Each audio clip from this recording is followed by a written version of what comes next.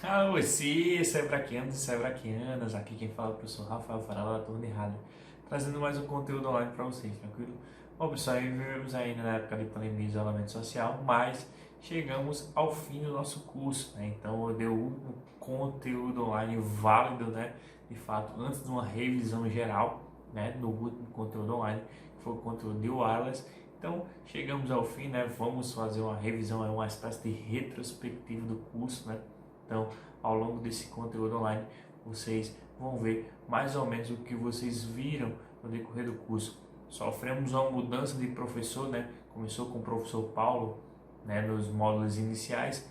Quando entrou no módulo de rede, eu entrei, né, e comecei a lecionar com vocês. Então, assim, eu separei alguns tópicos importantes, né, dos módulos que o professor Paulo chegou a dar para vocês, mas também eu foquei em alguns pontos que eu dei para vocês, tranquilo? Então é isso aí, partiu a apresentação online de hoje. Bom, pessoal, no conteúdo online de hoje, como falei anteriormente, nós daremos uma revisão do curso, né, o que vimos, né, em todo o curso. Então, espero que vocês gostem, né? Eu vou tentar falar o mais compassado possível, mas se ficar um pouco rápido, infelizmente, é porque tem muito assunto, né, para também o vídeo não ficar tão maçante. Então, vamos lá para a revisão de hoje. Pessoal, o tema de hoje nada mais é que revisão, né? Uma revisão geral dos cursos, do curso. Vamos bater um pouco os módulos, né, de elétrica, placa-mãe, manutenção, montagem, falaremos também sobre os módulos de redes e daremos um resumão aqui do que foi o curso em si, do que vocês precisam de forma resumida do curso até aqui. Pessoal, o que você aprendeu no curso, né? Então, assim, o que espera-se, o que vocês acham que vocês aprenderam no curso que deveria ter aprendido, que não deveria ter aprendido? Então, assim, essa pergunta vai ficar em aberto, vou responder ela como uma visão de professor, mas quero que vocês respondam lá, se comuniquem comigo através do WhatsApp para dar um feedback do que vocês achavam que deveria ter aprendido e o que aprenderam no curso, tranquilo? Então, fica aí a perguntinha de hoje. Pessoal, o primeiro tópico, o primeiro módulo, né, que a gente viu, vocês começaram com o professor Paulo, então foi um módulo de elétrica. Qual o tópico específico que eu selecionei para falar sobre a parte de elétrica? Pessoal, na parte de elétrica, a gente fala um pouco sobre o que é energia estática, né? Então, o que é energia estática? Nada mais é que a carga de um corpo, né, cujos átomos apresentam um desequilíbrio em sua neutralidade. Mas, professor, eu sempre falo desse danado, desse desequilíbrio. Que danado desse desequilíbrio? Pessoal, nada mais é a energia estática que o atrito entre dois corpos, certo? Se a sua mão entra em contato com a peça, esse atrito entre a mão e a peça pode gerar energia estática e danificar a peça. Então, assim, aqui tem alguns itens, né, que a gente pode manipular uma peça sem gerar energia estática. Por exemplo, a pulseira antiestática e a luva antiestática. Então, dá para você manipular sem gerar energia estática. Então, a gente viu esses dois itens aí bem importantes no curso. Outra parte, né, de elétrica, a gente falou da parte de segurança, pessoal. Então, assim, a gente vê uns itens aqui bem interessantes que a gente vê no nosso dia a dia e vamos desmistificá-los aqui, né? Quem está ainda não entendeu muito bem para que serve cada coisa, a hora de entender é agora. Pessoal, esse primeiro item da esquerda para a direita, né?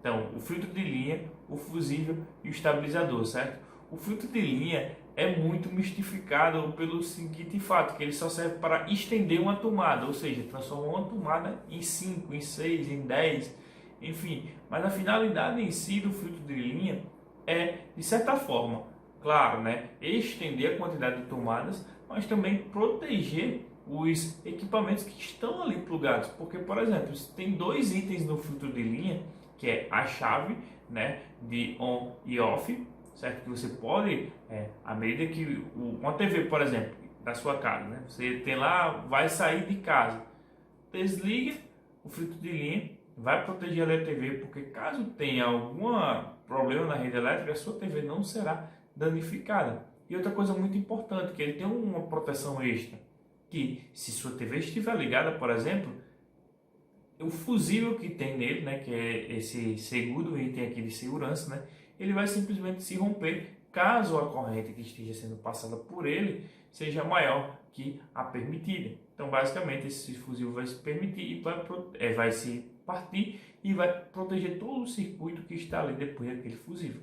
O estabilizador, não. Ah, professor, mas eu preciso usar um estabilizador, o fio de linha não é seguro? Pessoal, a rede aqui do nosso estado, da nossa capital, não é tão boa. Sofremos com muitas oscilações elétricas, então é importante ter alguém que estabilize. Então, justamente, o estabilizador vai fazer essa função. Então, assim, professor, mas o estabilizador tem um fusível? Sim, vai ter um fusível. Vai ter a chave? Sim, vai ter a chave de off e on. E mais ainda ele vai conseguir estabilizar as correntes, né? A tensão, né? Na verdade, que vai para a sua fonte do computador. Então, toda essa oscilação aí vai ser um pouco controlado. Por isso que ele dá alguns estalos, inclusive, justamente para proteger o seu computador. Então, são 3 itens de segurança importantíssimos, mas de forma resumida, é basicamente esses que vocês verão na prática. Pessoal, placa-mãe, né? Foi um segundo módulo, né? Falamos do módulo 1 de elétrica, vamos para o módulo 2 de placa-mãe. Placa-mãe a gente falou basicamente de 2 tipos, on-board e off-board. Qual a diferença da on-board para off-board? Pessoal, a on-board ela vem por padrão de fábrica com 3 dispositivos que necessariamente não vem pelo menos um deles na off-board. Professor, como assim? Na on-board, necessariamente de fábrica tem que vir a interface de vídeo, a interface de som e a interface de rede, certo? Se pelo menos um desses não vier de fábrica, por exemplo, a interface de vídeo é a mais comum de não vir, então essa placa-mãe já é considerada off-board. Tem alguns conceitos no livro de cima, off-board, off-board, mas o que vocês verão na prática é on-board e off-board. Então, resumidamente, é isso aí, tranquilo? Pessoal, temos também uma parte muito importante do computador, que é o cérebro do computador. Vimos sobre os processadores, né? Falamos sobre os tipos de processadores e falamos do socket, certo? Mas basicamente existem 4 tipos de processador, né? Existiam e existem, né? Começou com o processador Core, né? Que é a gente vai fazendo a evolução do processador em si, né? Da esquerda para a direita, aqui seguindo a nossa ordem, certo? Então assim, o processador Core é aquele núcleo único, né? Que processava todas as informações. Esse processador ele não conseguia executar bem multitarefas, ou seja, se você abrisse o seu Windows Media Player, que antigamente era muito usado, né? Você baixar uma música ou executar uma música enquanto digitava no Word. Então, assim, não era muito bom de executar essas 2 tarefas ao mesmo tempo. A música travava, às vezes a digitação travava, a letra ia depois. Então, assim, basicamente, ele não executava muito bem multitarefas. Aí vieram os processadores dual, né? Então, os dual core com 2 núcleos começaram a processar melhor multitarefas, né? Fazer 2 tarefas muito bem ao mesmo tempo. Porém, o consumo de energia, meu amigo, ia lá em cima. Então, isso não era muito viável para o usuário. Tem um consumo de energia muito alto. Então, a ideia do processador de 2 núcleos, né, foi morrendo aí nesse processador. Porém, de fato, o processador que veio com 2 núcleos e tendo esse desempenho com a economia de energia, né, foi o Core 2 Duo. Foi o primeiro processador com 2 núcleos, né, assim que de fato tinha uma economia de energia com um custo-benefício entre economia de energia e desempenho. Então, assim, foi um processador revolucionário, né? Então conseguia executar muito bem multitarefas, fazer várias tarefas ao mesmo tempo, digitação, executar uma música no YouTube. Então, assim, foi um processador revolucionário.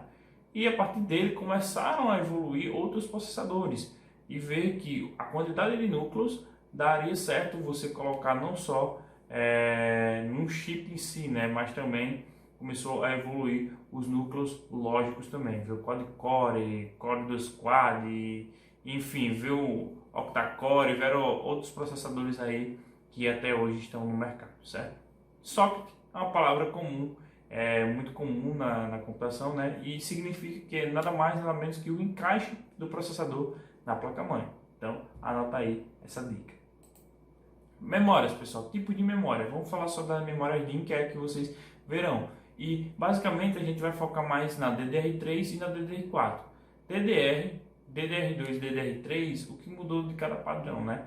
Assim, mudou a velocidade, né? As frequências evoluíram bastante, né? Então, assim, da DDR a DDR4, mais que da DDR para DDR3 quadruplicou a velocidade só da frequência, da velocidade de transmissão dos dados. Então, assim, foi muita coisa. Além que a pinagem também evoluiu, e assim que ia aumentando a capacidade das memórias, né, a quantidade de armazenamento, ia aumentando também a capacidade da frequência delas. Então, assim, começou com a DDR, foi para a DDR2, né? Então, praticamente a melhor DDR com a melhor DDR2 duplicou, quase que duplicou, né, a frequência, e assim usando quase que a mesma lógica de aumento para DDR2 para DDR3 e DDR3 para DDR4. Então foram frequências basicamente bem aumentadas, e as pinagens também aumentaram, certo? Outra coisa que mudou, né, foi o chanfre, que é justamente o encaixe da memória no slot. Então, assim, justamente para que você não compre uma memória DDR e encaixe numa DDR3, causando um curto ali no slot. Slot é a palavra mágica para o encaixe entre a memória RAM e a placa-mãe. Placas de expansão. O que são placas de expansão? Para que serve uma placa de expansão? Placa de expansão nada mais é uma placa que vai expandir algum recurso que existe no computador e quer ser melhorado, ou que não veio o recurso de fábrica. Basicamente é isso para que serve uma placa de expansão e o que é uma placa de expansão, certo? Então é basicamente isso. Qual o recurso, professor, que quando vem precisa ser melhorado, ou quando não vem precisa ser colocado? Bom, pessoal, geralmente, né, o vídeo quando não vem na placa-mãe off-board é colocado, mas quando vem na placa-mãe on-board é melhorado. Assim como uma placa de rede. Quando vem uma placa de rede, ele é comprado uma placa melhor, né, para justamente aumentar a velocidade, a taxa de transmissão dos nossos dados. Armazenamento. Falamos de vários tipos de mídia, falamos de CD, DVD, mas também vamos focar nos mais importantes, né? Tipo de mídia, vamos de HD e de SSD. Pessoal, que mudou entre um e outro. Primeiro, o tamanho, né? Foi a grande mudança de 3.5 para 2.5, né? Do HD convencional para o SSD. Outras coisas que mudaram foi que o SSD tem basicamente três componentes: a memória cache, o controller, né, e vai ter a parte da memória NAND flash, que vai armazenar os dados. Então o controller vai controlar todas essas memórias flash, né, e o cache vai deixar ali os dados mais recentes e mais frequentes, para ter aquele dado quente e você, quando precisar dele, já vai buscar e dá a sensação de mais velocidade, que de fato é mais rápido. Já o HD tinha outras coisas que dificultavam essa velocidade e essa evolução na coisa ser mecânica ainda, né? Então, assim, tinha um motor, tinha uma agulha, né? Então tinha um disco, tinha as trilhas. Então, por ter vários esses tipos de coisas mecânicas, a evolução do HD ficou limitada a esses hardwares, né? Essas peças. Então, assim, quando veio o SSD, foi uma revolução tremenda e aumentou muito a questão do armazenamento, a velocidade do armazenamento. Pessoal, chipset. Chipset nada mais é que um componente eletrônico de baixa capacidade, né? É um circuito integrado que gerencia os fluxos entre o processador, memórias e periféricos. Pessoal, o chipset é dividido em duas pontes, certo? A ponte norte e a ponte sul. A ponte norte vai controlar as principais coisas, os principais fluxos da placa-mãe, que é justamente o fluxo do processador e da memória RAM. E a ponte sul vai controlar os periféricos, né? Periférico que interessa de mouse, teclado, impressora, então tudo isso vai ser controlado pela ponte sul. O que é a BIOS, né? BIOS nada mais é que um firmware não volátil. Vamos lá, pessoal. Eu esqueci de falar isso na memória RAM, mas essa palavra veio aqui, então já vou associar ela à memória RAM também. A memória RAM, diferentemente do HD, certo? É uma memória volátil, certo?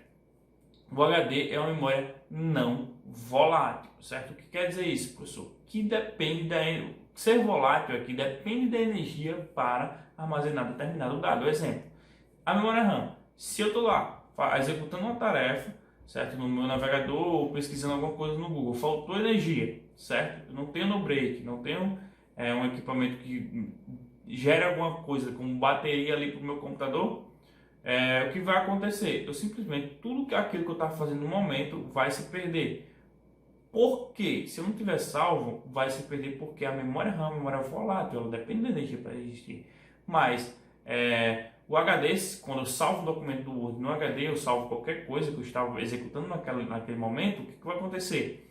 É que o HD, por ser não volátil, independente da energia estar ali ou não, depois que você salva um dado, ele vai ficar ali. Quando religar o computador, esse dado vai ser restaurado e você vai continuar de onde parou, tranquilo? A BIOS é um componente, um firmware não volátil, justamente. Ele pode ligar e desligar o seu computador, que o que está gravado nela, né, nesse firmware, não vai ser perdido, certo? Nesse circuito aí. Então é usado para realizar a inicialização dos rádios durante o processo de inicialização.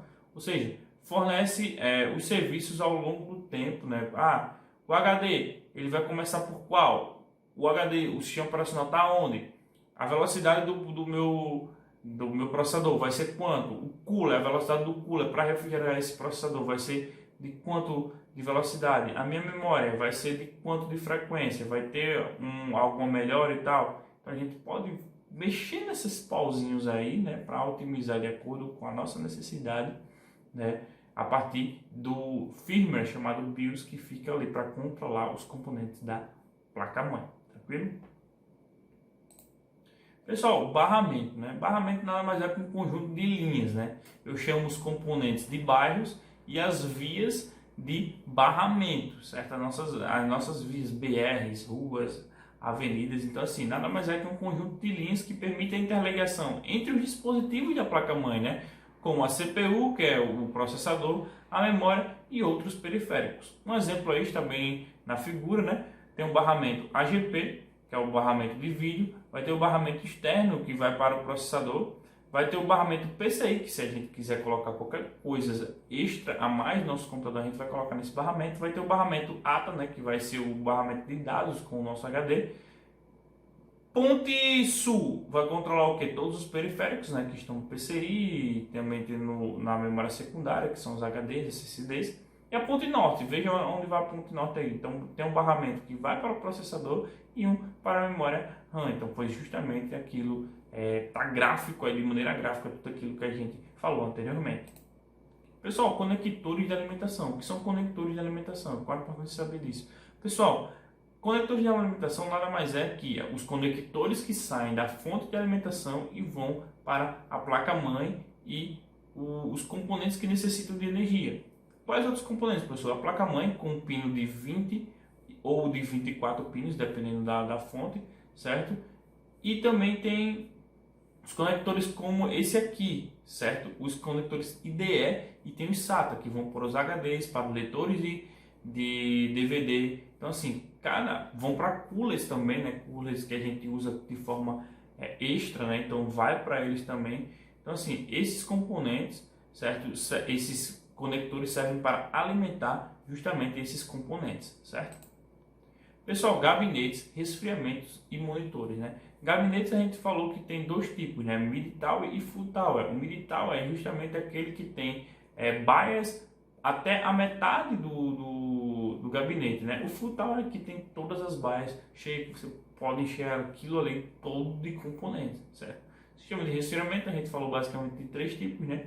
O que tem o cooler AA, um cooler que tem uma serpentina e com fluido refrigerante nele, né? Então esse primeiro sistema aqui é o cooler AA. Como ele vai funcionar? Vai se passar uma pasta térmica no processador, né, para evitar com que o ar dificulte o contato entre a parte dessa serpentina do processador a serpentina do cooler com o processador, certo? Então ele vai ajudar ali com o ar não dificulte o atrito entre eles, e por meio de condução, né, do calor do processador para a peça, né, que fica ali, né, no cooler, ela vai ser refrigerada pelo ventilador, né, E a partir que ela vai sendo refrigerada, as peças vão entrando em equilíbrio térmico, tanto a serpentina quanto o processador. Então é assim que é refrigerado o processador.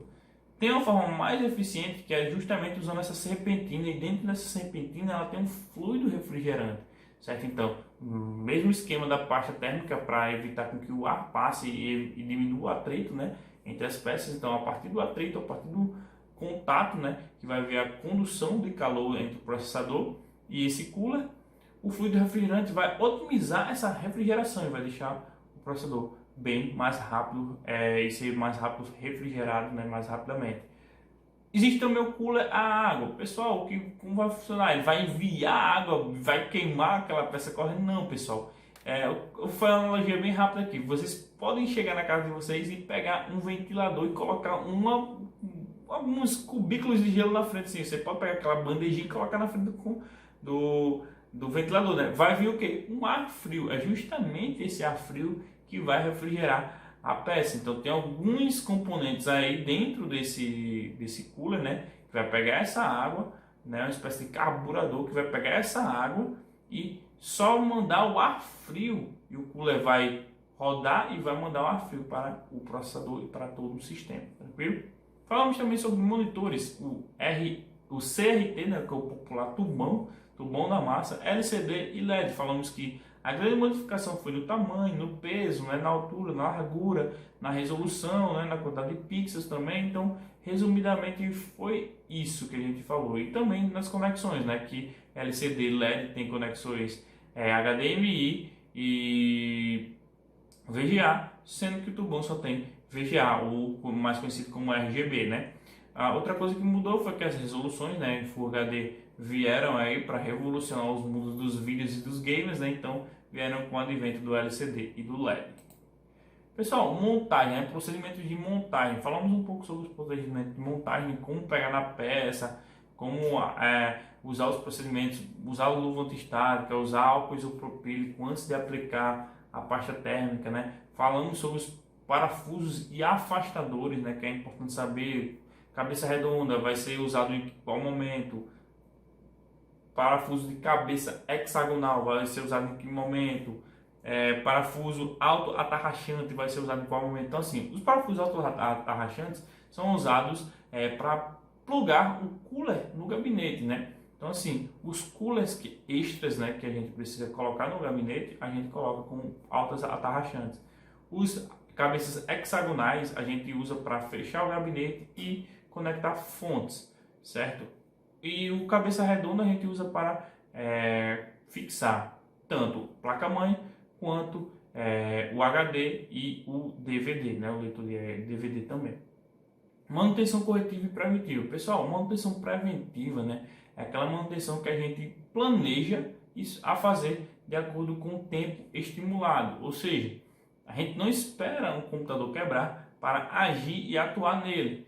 Então, é uma manutenção que a gente vai ter um controle maior quando houver a quebra. Já a corretiva não, é o contrário. Só vai usando. Quando o computador não resiste mais, que a gente vai atuar em cima desse dispositivo, porque é feito dessa forma, né? Então, assim, cada pessoa tem um perfil. Então, eu prefiro o perfil de preventivo, né? É melhor prevenir do que remediar, né? Então, já diz o ditado. Então, se você vê, né, uma moto, por exemplo, que está sempre revisada, ela tende a quebrar mais ou quebrar menos que uma pessoa que só bota gasolina e óleo. Então, assim, a gente tem que medir, né? 2 pesos, 2 medidas, e a gente tem que ver a realidade de cada um. Que também, cada manutenção é um custo. Nem todo usuário vai ter aquele custo para bancar aquela manutenção. O importante é que toda revisão, né, tem que ter aquele livrinho lá que está no nosso livro de hardware, né, tá? Manutenção. Então, data, hora, como foi feito, o que foi trocado e por quê. Tranquilo? Limpeza de memória e remoção dos inabres, né? A gente passa a borracha lá no pente de memória, justamente com a remoção dos inabres. Para remover os inabres, né? A gente passa a borracha e a gente usa também o que tem naquela figurinha lá na frente, que é o limpa contato, né? Então ele ajuda muito a remover os inabres. Os inabres nada mais é que um processo de oxidação, né, do metal. Então, assim, a parte de cobre que fica ali na memória RAM oxida muito, sabe? Então, assim, isso dificulta os contatos e às vezes o computador nem liga, fica bipando, 3 bips curtos, justamente para dizer, olha, é memória RAM o problema, tranquilo? A aplicação da pasta térmica eu falei, né, que aplica o isopropílico, aplica a pasta térmica, todo processador, independente de qual seja a geração, tem que ter a pasta térmica, justamente porque ela evita com que o ar passe entre o cooler e o processador. Então, ela ajuda no encaixe, na conexão entre o cooler e o processador. Pessoal, isso é muito importante, não ter essa passagem de ar. Por quê? Porque vai ter a condução de calor entre o processador e o cooler. Então, nesse momento que o cooler, a partir da condução térmica, que vai refrigerar o processador. Tá? Então, por isso que a pasta térmica é muito importante.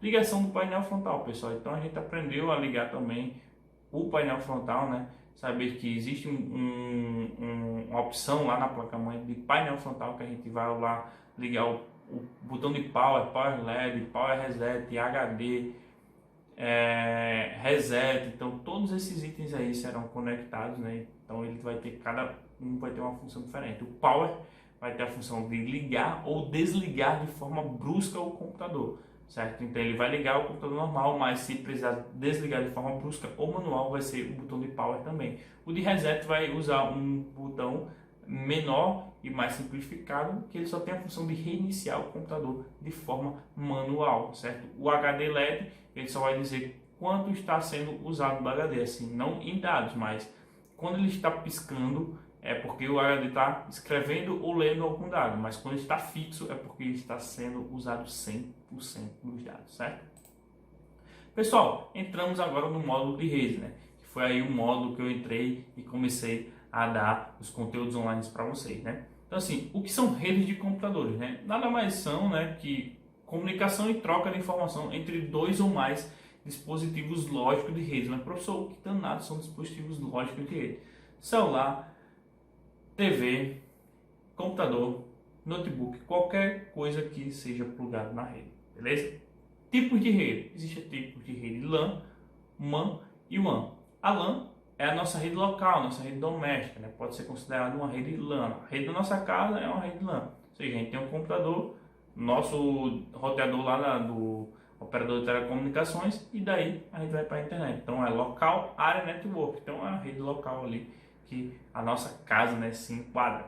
MAN é a rede metropolitana, né? Então essas redes metropolitanas são mais conhecidas, para ficar mais fácil o exemplo de vocês, né? Uma empresa de telecomunicações, por exemplo, como a BrisaNet, ela tem uma rede metropolitana, ou seja, todo o enlace dela, né, todas as interconexões da Grande Natal, por exemplo, vai ser considerado uma rede metropolitana. Natal, Macaíba, São Gonçalo, Parnamirim, São José do Mipibu, então todos esses municípios interligados entre si, Extremóis, Ceará-Mirim, então todos esses municípios interligados vão formar uma rede metropolitana, tranquilo? O WAN vai ser uma rede global, mundial, que vai se conectar os continentes, né? Então, assim, a internet é considerada uma rede WAN. Topologia de rede. Existem 5 tipos de topologia, mas a mais usada que vocês verão é a ponto a ponto, estrela e anel raramente, certo? Mas a anel que eu vou falar no conceito mais atual, certo? Então, esses 5 tipos aí eu vou bater ponto a ponto para vocês. Então vamos lá, vamos para a primeira topologia, ponto a ponto. Pessoal, ponto a ponto hoje é muito usado na prática para meios físicos, né? Meios não físicos, né? Que é a rede sem fio em si, né? Que no caso vai ser o WiMAX, ou uma rede que vai gerar 2 rádios conexões, né? Então assim, aqui vai ter a torre 1, que vai estar no município de São Gonçalo, com a rede do município de Natal. Então elas vão se comunicar, os dados, né, das operadoras vão se comunicar por essas torres com um ponto a ponto, ou seja, a torre vai se conectar diretamente com outra torre e ela só vai ter essa ligação entre elas e nada mais, nenhum equipamento no meio está ligando entre elas. Então basicamente o ponto a ponto é um ponto se liga a um ponto sem ter nada de interferência de outro computador, de outro roteador, nem nada no meio. Barramento é uma topologia muito usada antigamente, pessoal, que nada mais é que esses cabos coaxiais, né, e conectores em T's que a gente vê nessas empresas de TV por assinatura, né? Então, assim, justamente esses conectores que eram utilizados para conectar as estações, né? Então, assim, as estações eram conectadas por essas vias, com essas vias de cabo, e quando elas iam enviar o dado, né, enviavam por essas estações. Qual era o grande problema? É que duas estações enviassem um dado ao mesmo tempo, a rede simplesmente caía e tudo parava. Então era uma coisa de louco. E os primórdios da interconexão de rede. Anel, né? Quando a gente fala anel, nos primórdios da rede, a gente lembra do protocolo Talk Ring, certo? Que era um protocolo que controlava o anel na época. A topologia antigamente do anel, como ela funcionava? Justamente com os mesmos cabos coaxiais e conectores em T, né, da rede de barramento, e um protocolo Talk Ring para saber que quando partisse um lugar, ela iria por uma rota alternativa. Atualmente na prática é a topologia mais usada para redes metropolitanas, porque ela vai prover redundância, né, aos provedores de internet. Mas assim, ela é usada um anel e usado um protocolo que não é o Talk Ring, é algo mais complexo e muito mais eficiente. No caso de algumas empresas como a Extreme Network, usa o EAPS, por exemplo. Então funciona muito bem, mas eu não indico essa topologia para pequenas redes, né? Então LAN nem pensar, certo? Qual topologia o senhor indica para uma rede LAN? Essa em anel eu indico para uma rede metropolitana, certo? A rede para uma topologia para rede pequena como a LAN, eu indico a estrela, né? Que é a topologia mais convencional e mais utilizada hoje, né? Então assim, ele vai ter um elemento concentrador e vários computadores ligados. Professor, a minha topologia da minha casa é uma topologia estrela? Sim, é uma topologia estrela, porque ela vai ter o roteador da empresa de telecomunicações e vários dispositivos plugados ali, roteador, o celular, a TV, o seu notebook, o seu computador. Então, assim, vão ter vários dispositivos conectados num elemento central. É justamente a ideia da estrela, tranquilo? A malha é uma topologia que está em estudo, né? Mas está sendo muito utilizada, né? O FRN utiliza essa topologia em alguns setores para interligar a sua rede Wi-Fi, né? Wireless. Então, assim, a ideia da malha é justamente cada dispositivo da rede processar o seu dado, né? Servir como roteador e prover a redundância. Então, assim, no caso prático, a redundância aqui funcionaria de forma bem mais efetiva que o anel, tranquilo? Pessoal, o que são cabos de rede, né? Cabos de rede nada mais são que meios de transmissão que interligam os ativos de rede. Professor, o que são ativos de rede? Ativos de rede são aqueles equipamentos que vão processar alguma informação, como por exemplo switches, hubs e roteadores, né? Quais são os tipos de cabo que a gente vai ver aqui, né? Pelo menos nos módulos de redes no nosso curso? O cabo STP e o UTP. E os conectores você vão ver que é o RJ45 macho e o RJ45 fêmea para tomadas. O STP é um cabo parecido com o UTP, né? Sendo que o que diferencia justamente essa blindagem que ele tem aqui, a blindagem metálica, né? E o envoltório aqui de plástico. Isso minimiza as interferências, porque além dele ser trançado, né? Ele vai ter esse envoltório metálico minimizando as interferências. O TP não, só vai ter as tranças, né? Só vai ser trançados pares. Isso vai minimizar a interferência, mas não tem a malha metálica que o STP tem, então não vai diminuir tanto a interferência contra o cabo STP. Pessoal, conectores, né? O da esquerda aqui é o que a gente chama de RJ45 macho, né? Que é o conector que a gente vai fazer e plugar o cabo. E aqui é o RJ45 fêmea, que é justamente a nossa tomada de rede. Então a porta do nosso roteador, quando a gente vê, é mais ou menos essa fêmea aqui, né? Mas esse conector, ele fica na parede plugado como se fosse uma espécie de tomada, certo? Então esse é o do cabo e esse é o da tomada, certo?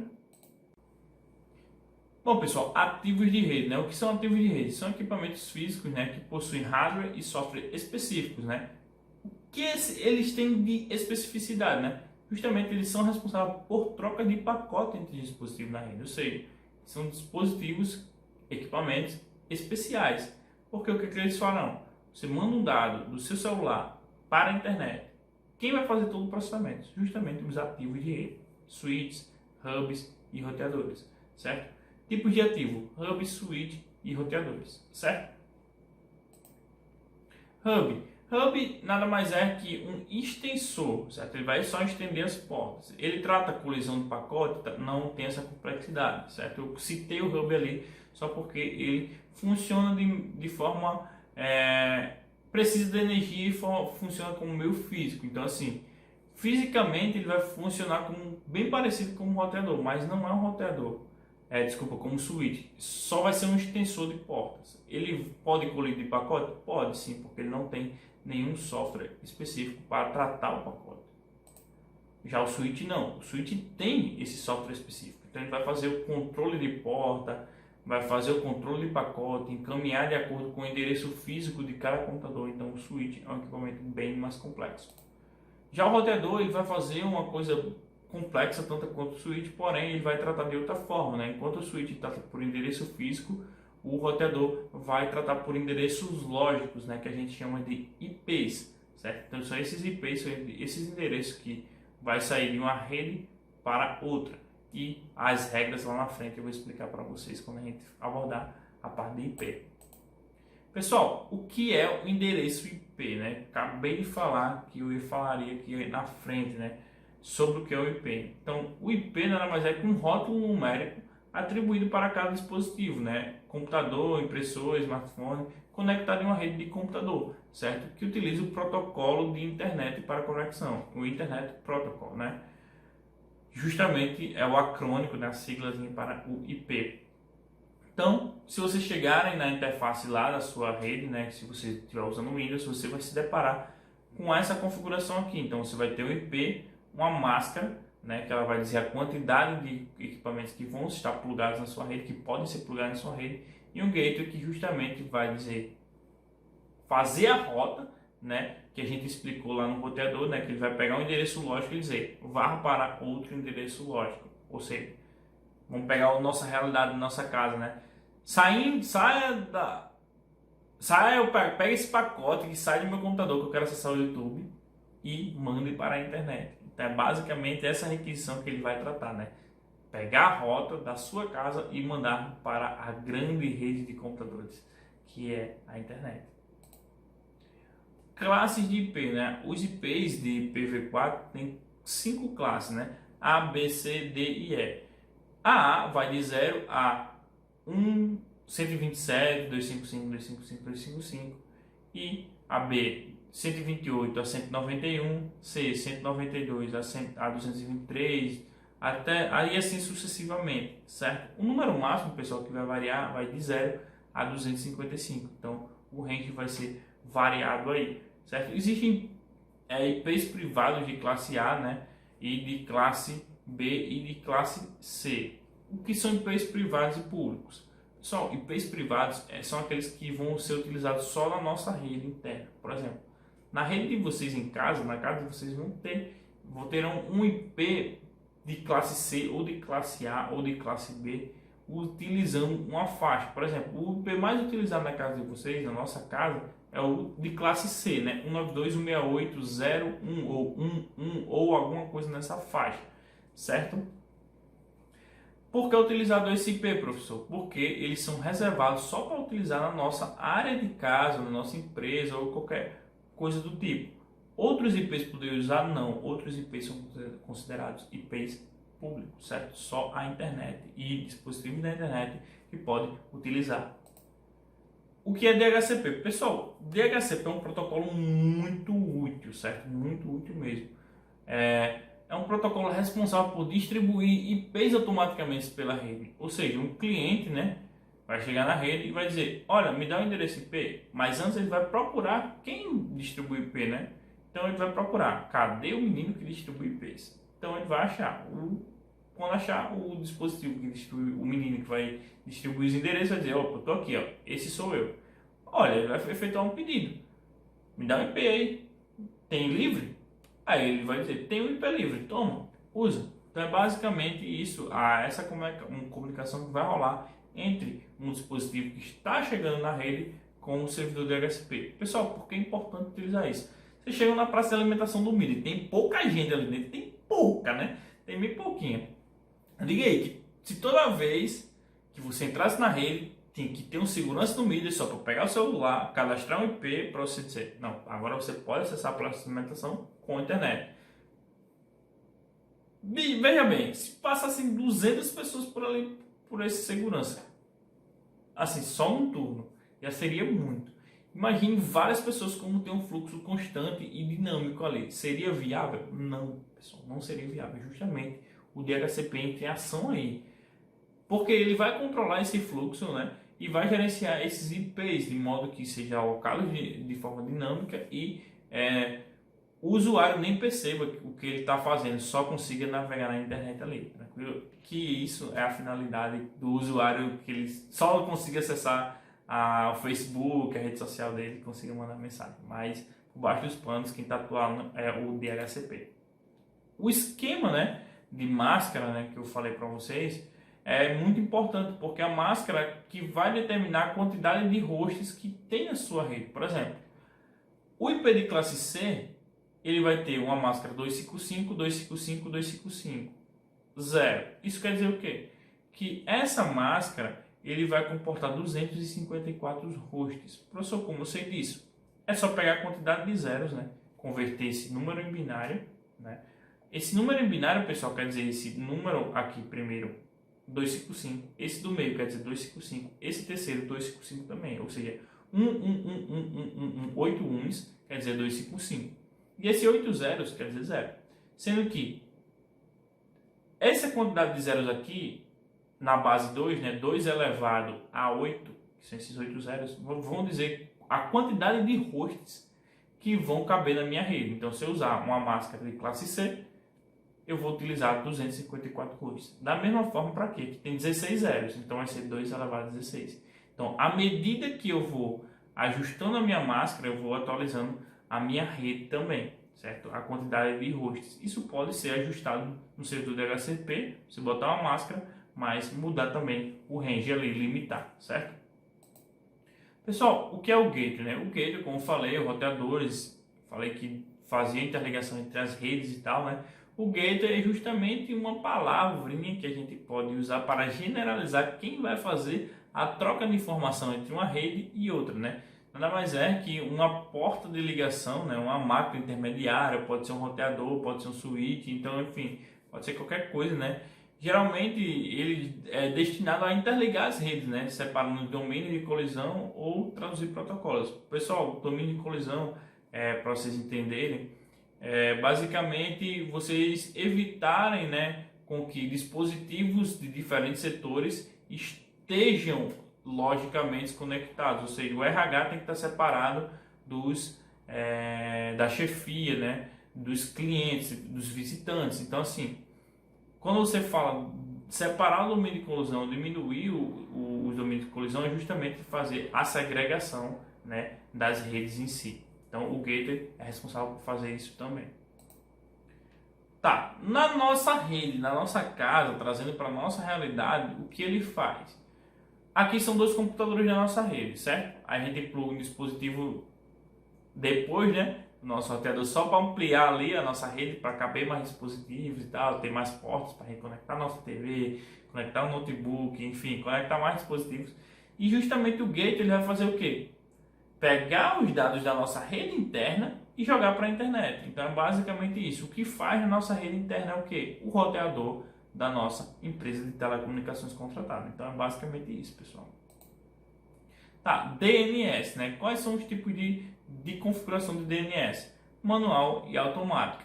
Então, da mesma forma que funciona o DHCP, de forma manual, o segurança do MIDI teria que digitar um domínio DNS toda vez que você entrasse ali no MIDI, né? Para acessar as coisas, se tivesse algum site, alguma coisa específica do MIDI.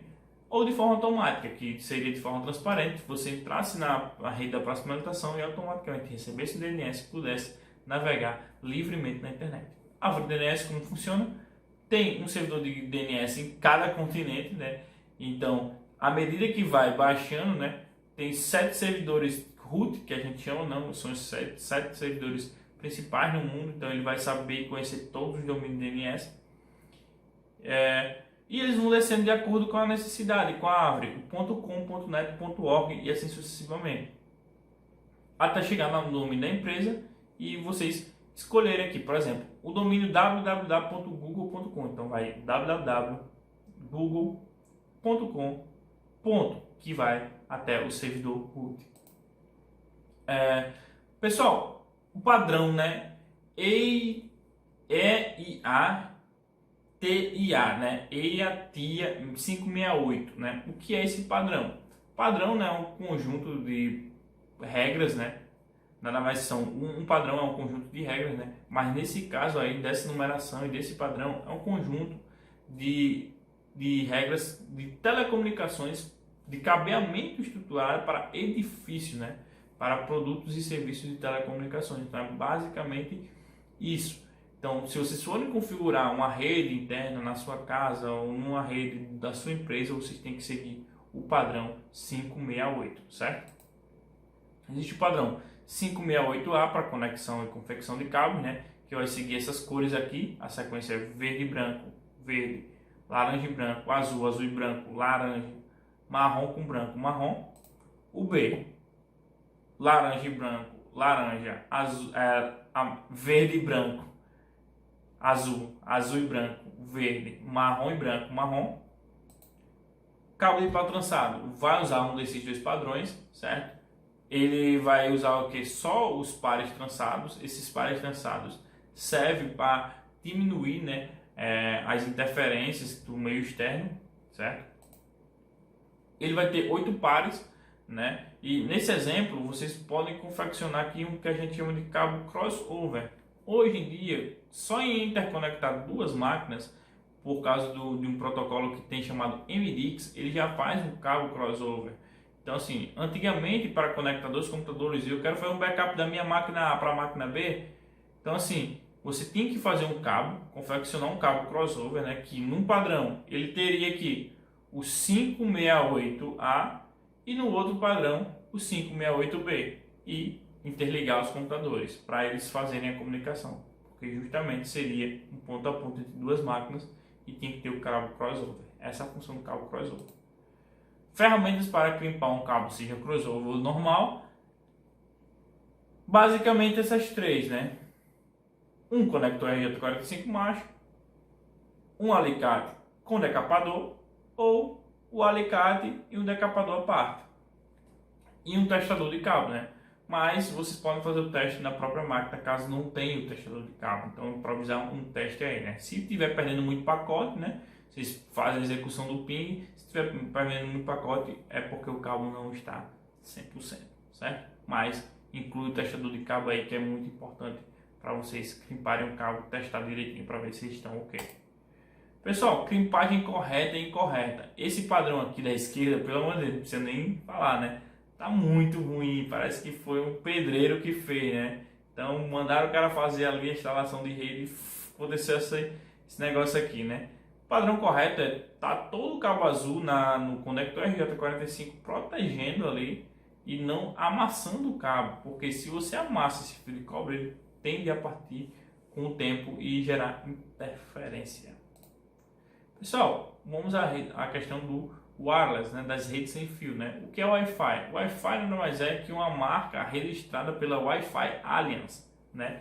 E é utilizado por produtos certificados que pertencem à classe de dispositivos de rede local sem fio, né? Que é a WLAN, baseado no padrão I3E 802.11, que é justamente o padrão de rede sem fio. Padrão, pessoal, sempre que eu falar padrão, vai ser um conjunto de regras que vai seguir para determinada coisa, certo? Nesse caso vai ser a rede sem fio. Existem 4 padrões, né, de rede sem fio vigentes, certo? Na verdade 3 vigentes e 1 obsoleto.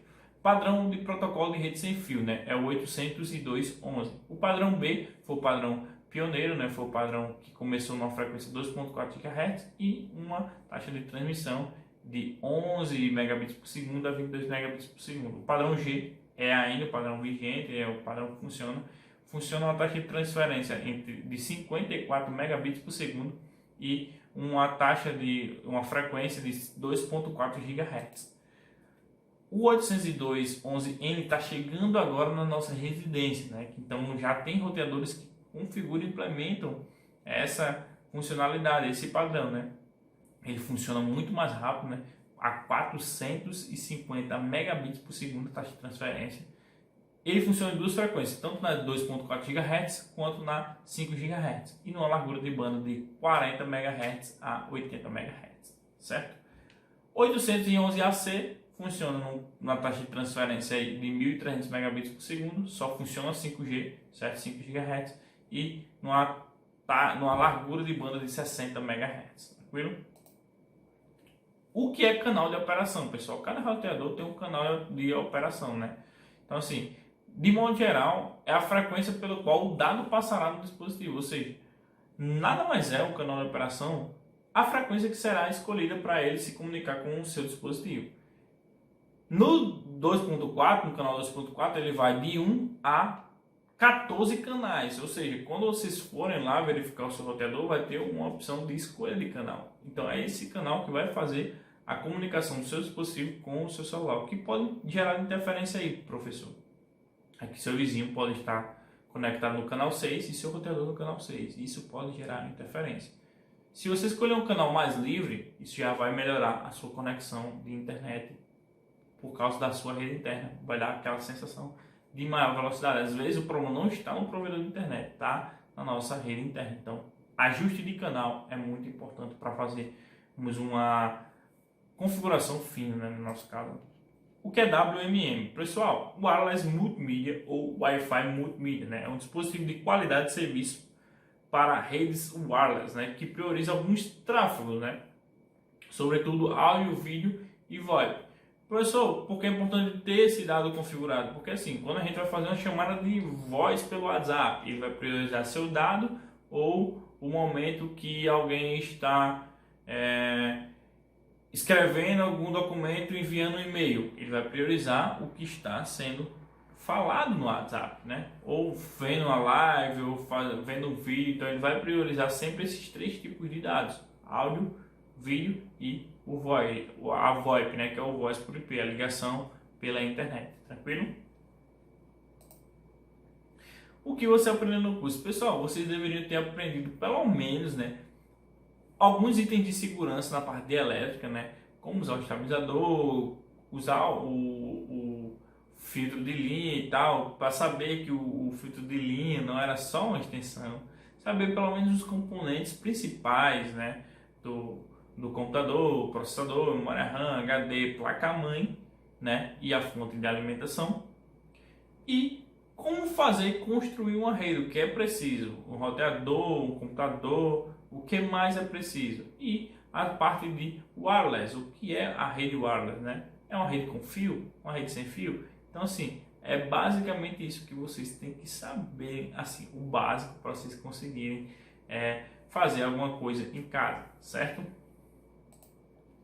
Pessoal, a revisão do conteúdo é que eu desejo para vocês aqui que vocês revisem bem os conteúdos aqui, porque vai ser para a vida de vocês inteira, certo? Seja no ambiente de trabalho, seja no ambiente de casa, seja para vocês aprenderem mais, seja para vocês trabalharem para vocês mesmos. Então, assim, a revisão de hoje foi isso aí, foi uma grande revisão, né? Então, eu espero que vocês levem o conhecimento para vocês pro resto da vida. E sempre, pessoal, se atualizem, porque informática e computação sempre muda, a cada dia sempre aparece uma nova tecnologia. Pessoal, exercício de fixação. Vou estar enviando um exercício de fixação para vocês, né? Na verdade, eu vou bolar um exercício de fixação, porque ainda eu preciso contabilizar de alguma forma, além da presença online para vocês, preciso contabilizar a última, né? O último avaliação de vocês, tranquilo? Então, o CRA vai estar entrando em contato com vocês, mandando o conteúdo online, certo? E mandando o exercício de fixação para vocês, tranquilo? Então, fique atento, como vocês sempre ficaram ao longo do curso e respondendo ao CRA sempre. Pessoal, no próximo conteúdo online, eu pensei em fazer alguns procedimentos de montagem, né?